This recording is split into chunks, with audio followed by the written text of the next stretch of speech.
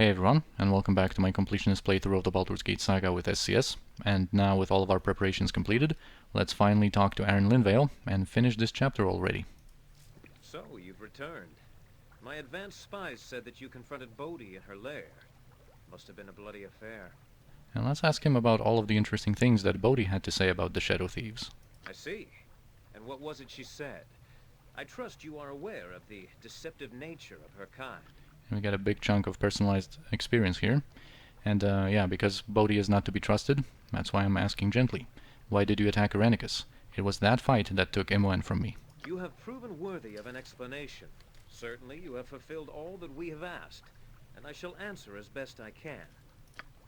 It was the Shadow Thieves that attacked Irenicus in Joaquin's promenade. We have followed you ever since then. I am sorry I have not been fully honest, but we had to be sure you were not working for him. I assure you that we are still on the same side. We knew of your capture almost as soon as it happened. Very little occurs in this city that we are not aware of. We paid little mind. Even though it was done outside of the Shadow Thieves, we thought that a simple kidnapping was nothing to be concerned of. But soon after that, we started losing people. That was when Bodhi appeared, though we did not know her name at the time. Members were threatened or seduced into her guild. None were seen again. We still don't know where most are. Even her cadre could not have fed on them all, and this is something that we're going to learn a little bit more about later. By chance, a body was found in the sewer, leading us to Irenicus and his strange dungeon. We battled and lost, but the cowled wizards took him, as you saw. And because of this, I lost significantly more. Imoen remains missing. We must take partial responsibility for your loss of Imoen, but our chief concern was Irenicus at the time. We still don't know why he killed our guild members. So we followed you. You are the only living thing to emerge from his prison. We watched your every step and made sure you would be close to us. And also when it comes to our deal with the Shadow Thieves, from their perspective that must have been the best trade deal in the history of trade deals, or maybe ever, as the meme says. But yeah, not only did we discover the location of the hideout of that rival guild, we also ultimately destroyed the rival guild, and we also paid them to do it. But of course, you know, they also will fulfill their end of the bargain. But anyway, continuing on here, we had to be sure. We could not let an enemy into the guild when we are so weakened. In truth, your gold was much needed as well. We thought you could lead us to him, and you can. You seek Imoen and Irenicus, and we seek answers. They were taken to the same place, you see.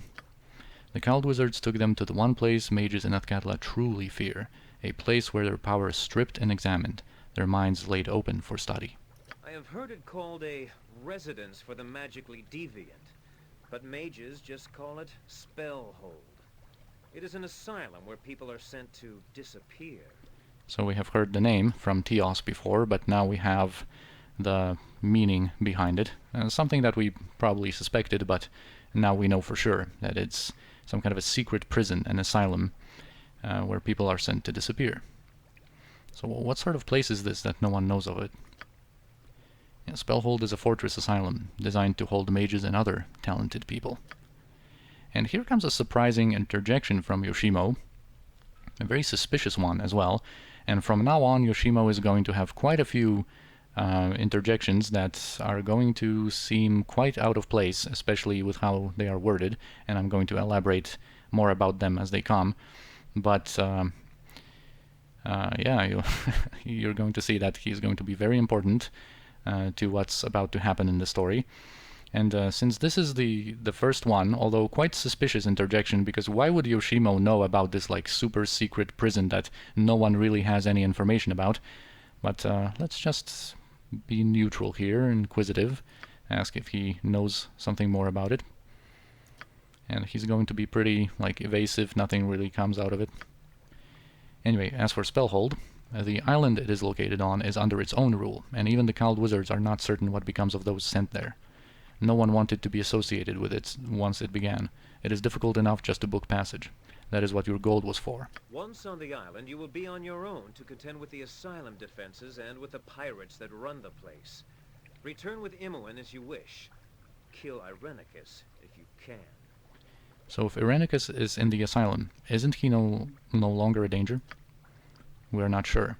Spies within the Cowled Wizards tell us that they have not had direct contact with the Isle for some time, and that's kind of what Tios alluded to as well, when we pestered him, kept asking about what he managed to learn about Imoen. It is truly a place where the troublesome are forgotten. The incident with Irenicus was to be ignored lest people demand more sanctions against mages. So here we can tell him to wait. If we had any other business to take care of, you don't have to go immediately, but since we are ready, let's do it. Excellent. The ship awaits. Good luck to you. I hope we all find what we are looking for. Well, we're going to find much more.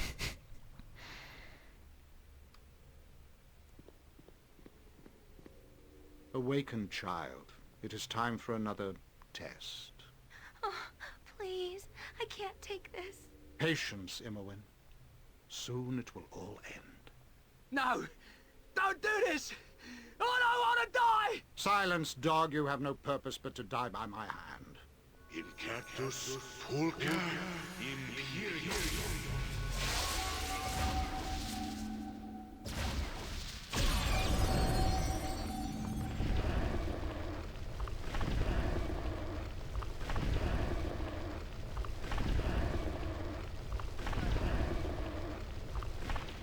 You are nearly ready for her, Imoen. She will be pleased.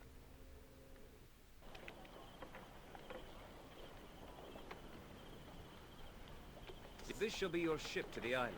The bulk of your gold purchased your passage, as well as the silence of the crew. Though a silence more symbolic than anything, as you may well find my men a boisterous lot at all hours. I encourage general revelry. The personal habits of your crew are your business, Captain. Just as long as they perform as they should, and deliver my people in good time. Never a fear nor worry should cross your thoughts this eve, my lord. I've traveled the sea a good many times, and I foresee no troubles. Then let us proceed to introductions. Sinashira, this is Captain Saman Havarian. He and his ship will... Mr. Havarian, what is your ship called? And the name changes. Anyway, this is our first meeting with Saman Havarian, which is going to be not the last one. And he is going to be a pretty prominent character in a couple of situations, as you'll see. Also, in that cutscene, this Rapture of the Father, it's kind of a unique spell. But here we could already see what these shadow thieves were used for. Apparently, they were being used for some experiments that Irenicus performed, and we're going to, learn more about that later.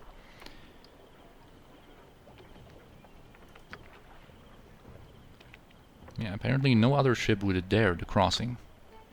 The journey apparently is perilous, and no one wants to go to the pirate island.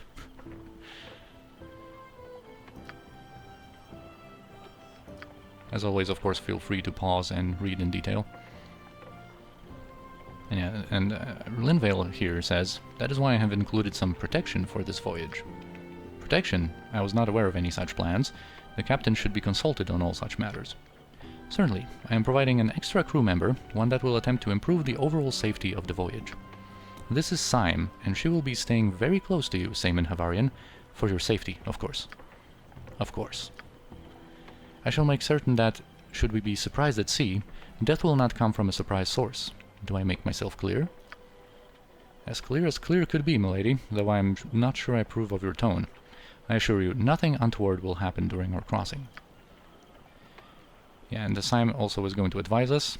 This is a pretty cool conversation. I like that part with Syme being also like the personal bodyguard, let's say, to Saman Havarian, in case he has some tricks up his sleeve. Disembark, my lord, and we shall away. Hold fast. The journey begins.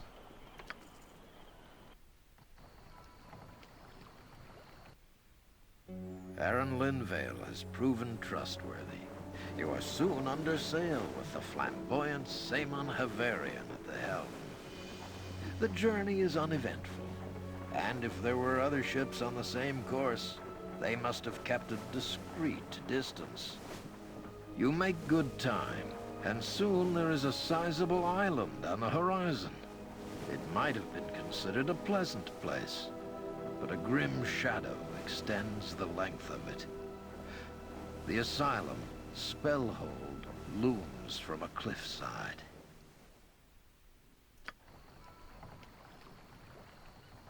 We have arrived, and in good time, I might add. Congratulatory remarks for all the crew, and to our visitors for their delightful company. So yeah, here we are, Chapter 4. In particular, congratulations to you, Captain. It was fortunate you distracted those other ships we saw in the distance. Your signals in the night, were they some type of warning? Yes, well, I thought they might be pirates, so I merely displayed a series of lights that mirrored their own. I wished to appear as though I were one of their own. Say, one of their own. One more time, please. It did seem that they truly believed your signal meant there would be trouble if they attacked. It merely proves how short of wit they can be. One must always be a step ahead of their adversaries.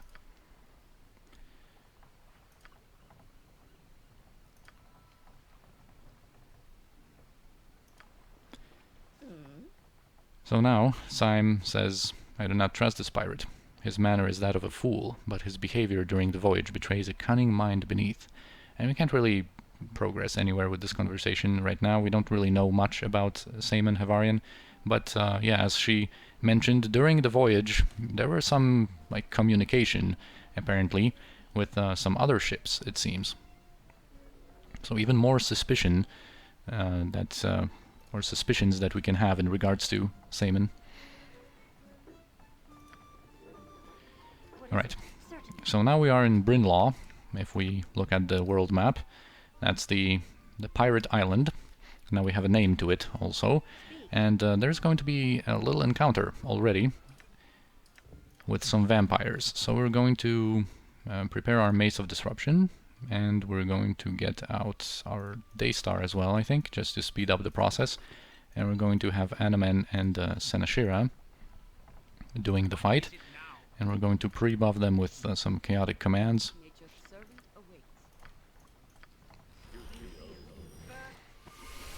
And the rest of our people is going to stay at a safe distance. Here, let's talk to Syme again. Saemon looks nervous. Find out what he wants.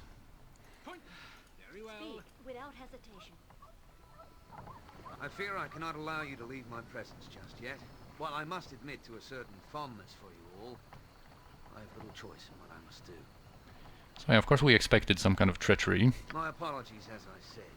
This was not my intention at all, but one must do what good business dictates.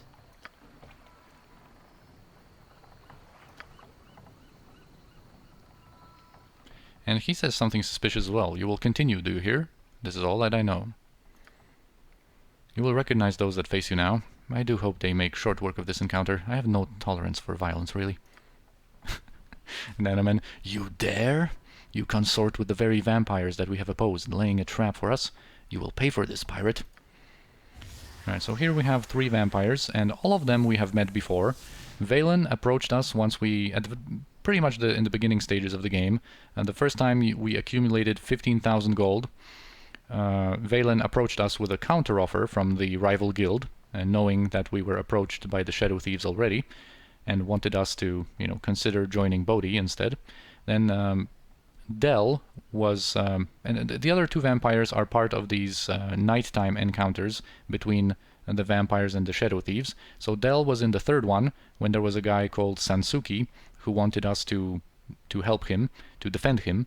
And Parissa was a part of a straightforward 4th encounter, and now they are here again. And let's just approach them here and offer them a little sunray once they come close. They also display some other abilities like the Cloud of Bats. It's basically Insect Plague, kind of a similar version of that kind of spell.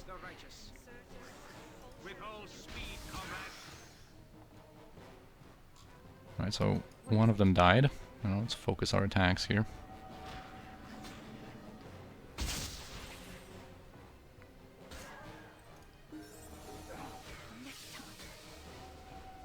Oh, no, not Shapeshift Bat, man. I hate it so much. Now let's just get rid of these.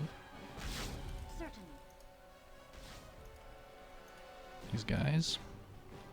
And was that...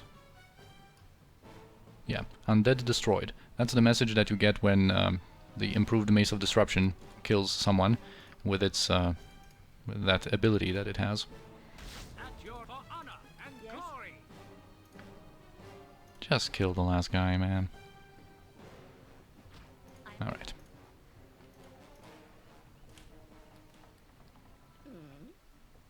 I knew he would prove treacherous. Our threats were sufficient to keep us safe while afloat, but there must be someone here that he fears even more. Yeah, the same creatures that we fought before, of course. Bodhi must be nearby. These creatures would not have followed Saman of their own will. His weakness would disgust them.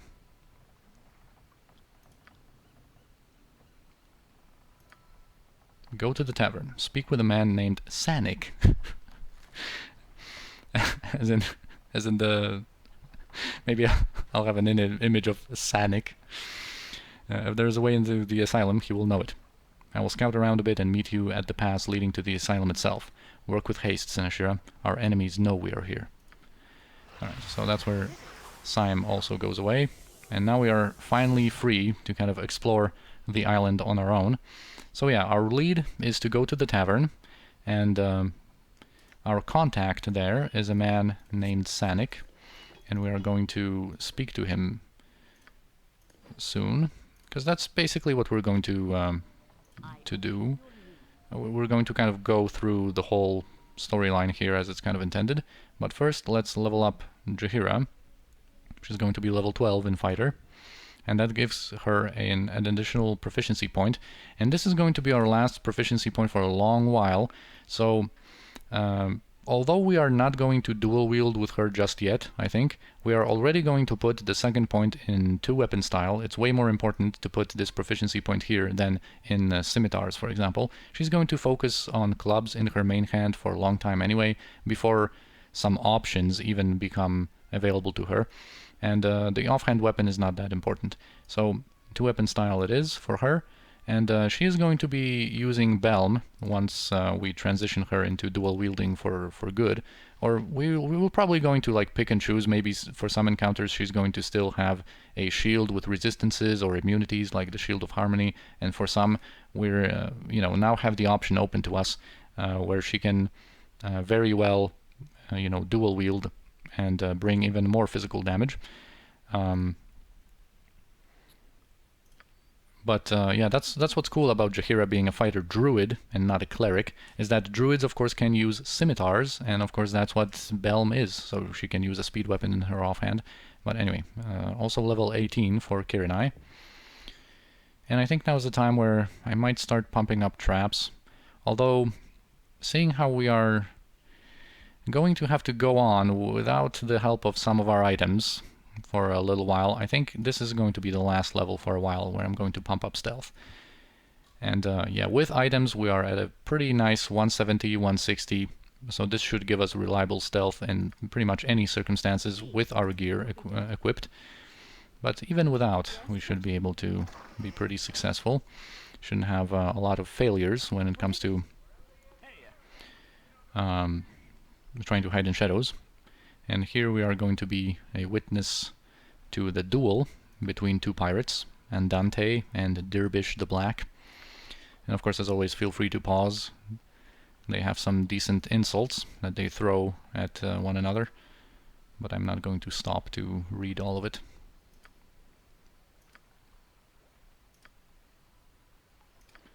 And we'll see who wins this time. I think it's usually Andante. Yep. Culture will defeat you loutish brutes each and every time. And we now hear the name Desharik. That's going to be apprised of the results. And Desharik, as we will soon learn, is the pirate lord of this place. What is it? Right, and who do we have here? Callahan. If you remember from Baldur's Gate 1, in Olgoth's Beard, once we spoke to Mendas the first time about his mission, we also met a sailor called Callahan that told us a little bit more about Mendas. And here we can greet him, and there's this conversation option indicating that we have met before.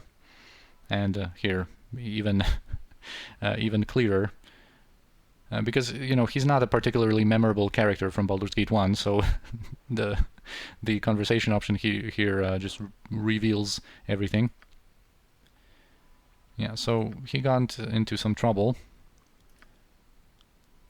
because of his tongue wagging. And yeah, now he is a smuggler in here in Brynnlaw.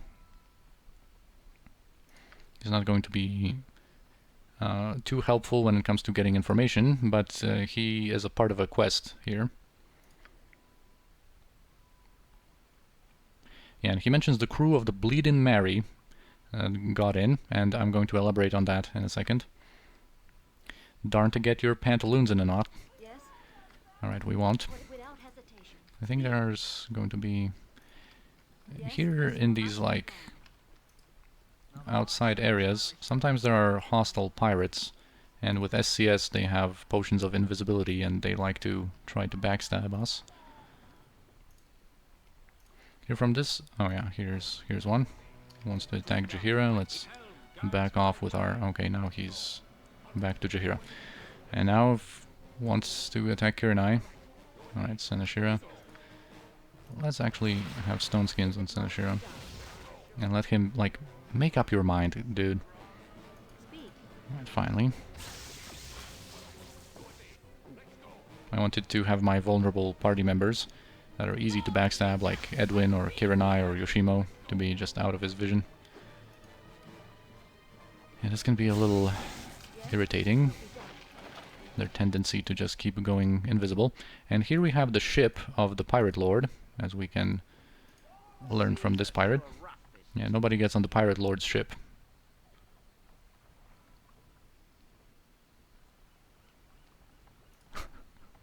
It's poop deck. Alright, anyway. Let's first visit that tavern that we were sent to. Certainly. Yes? What is it? Direct me as you will. Speak. And we're going to, of course, explore the entirety of this place, but in a certain order.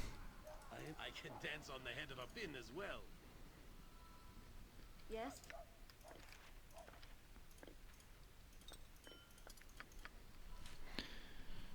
What is it? It will be done. Alright, so here in the tavern, because of SCS, Sanik actually drinks a potion. Yes? What is it? Without doubt. Alright, so here he is. You must be new to fair Brynnlaw. Whom do I have the pleasure of addressing? Yeah, so he says that he's going to be leaving the place. But anyway, we can ask him about the info.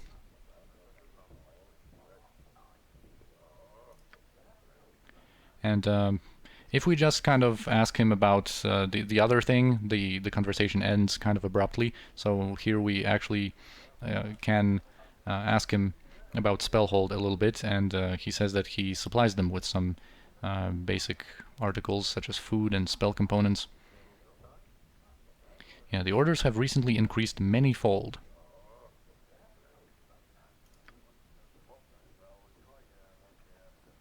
Oh yeah, now he's not going to say that he's fleeing, but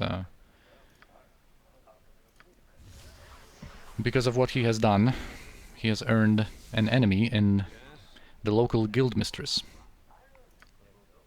Hello, Sanik. The Lady Galvena sends her greeting. She dislikes being crossed.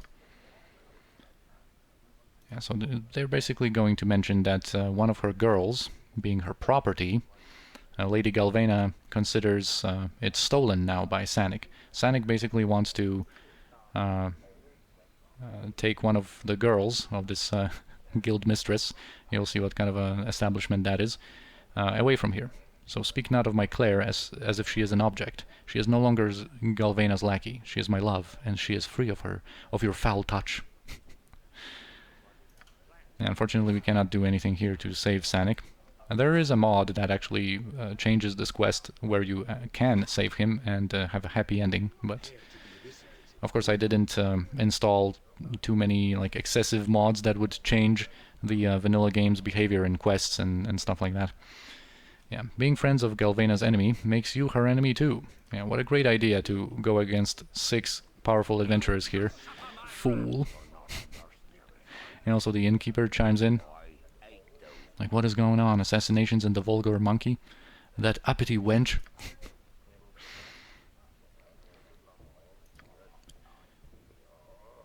Yeah, so we can ask the innkeeper what he knows about this whole affair. Yeah, the assassin was sent by Lady Galvena, the mistress of the local courtesans guild. You can see how, in a port full of sailors, such an undertaking would bring the woman power and wealth. Sanik, the fool, fell in love with one of Galvena's girls, Claire, and she with him. He took her from the guild house and proclaimed her his wife.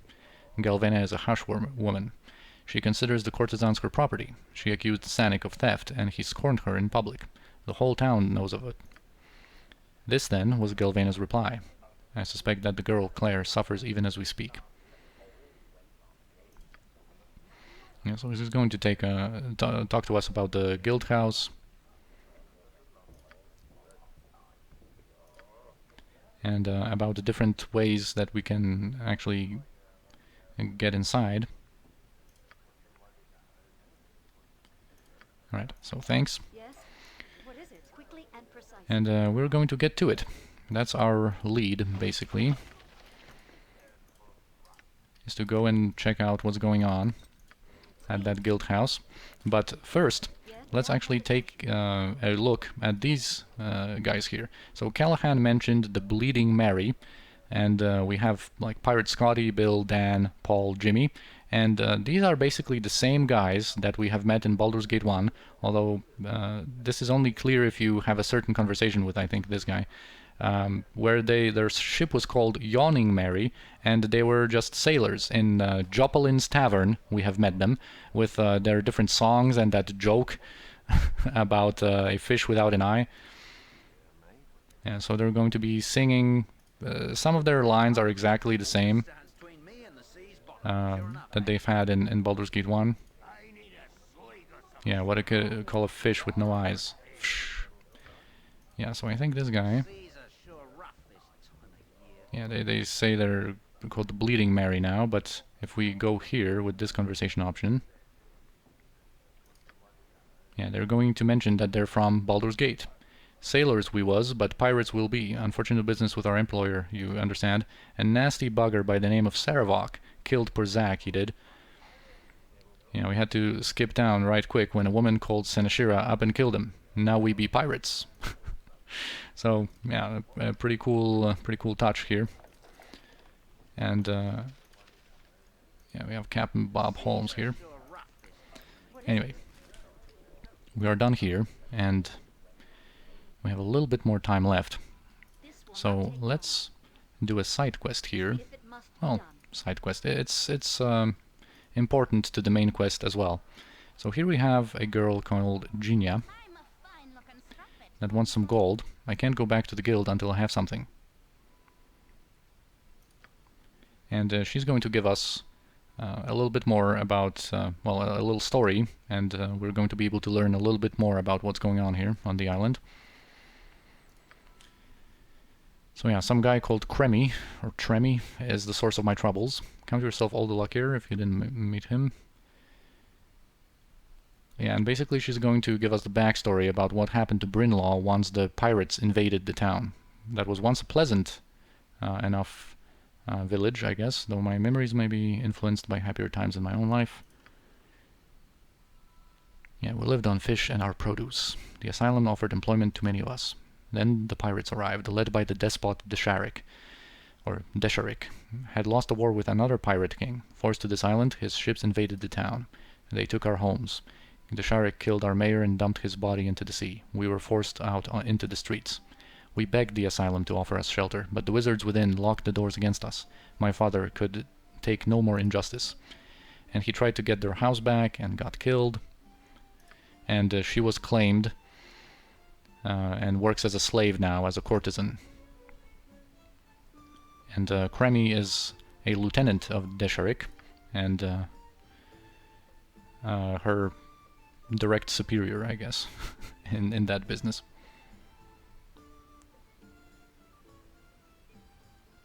He also mentions, or she also mentioned her brother Ason, or Ason. And she's totally dependent, of course, on Cremy and that whole situation here. And she mentions a smuggler, Callahan, who could smuggle them out of here, but she has no money to pay him. So we can, of course, provide a happy end, at least in this quest. I think we were already able to spot Cremy here. What is it? Will be done. But fleet of foot and all that. Yes. Where's Edwin? All right. Certainly. Alright. So we found exactly who we were looking for.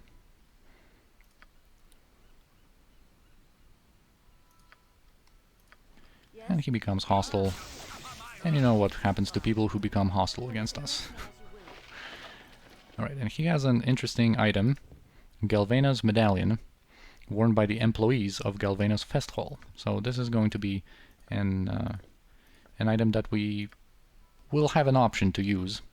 But also, speaking of Aeson, that we have heard about. Oh, another pirate in stealth attacking us. I just want to show that we can actually meet the boy here.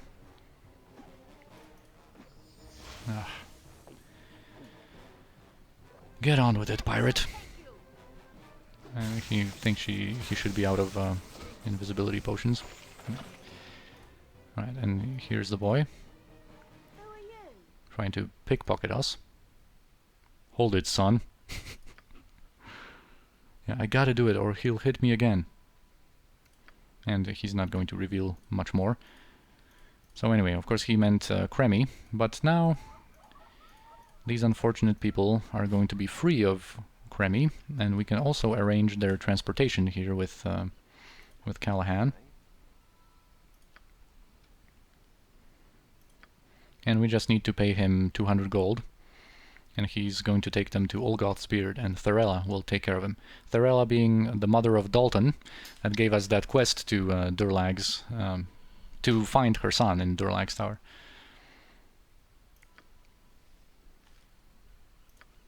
Alright, he also mentioned Cremy, that of course we have taken care of already. Hey, sexy. Do you want to take a look at me, Diddy?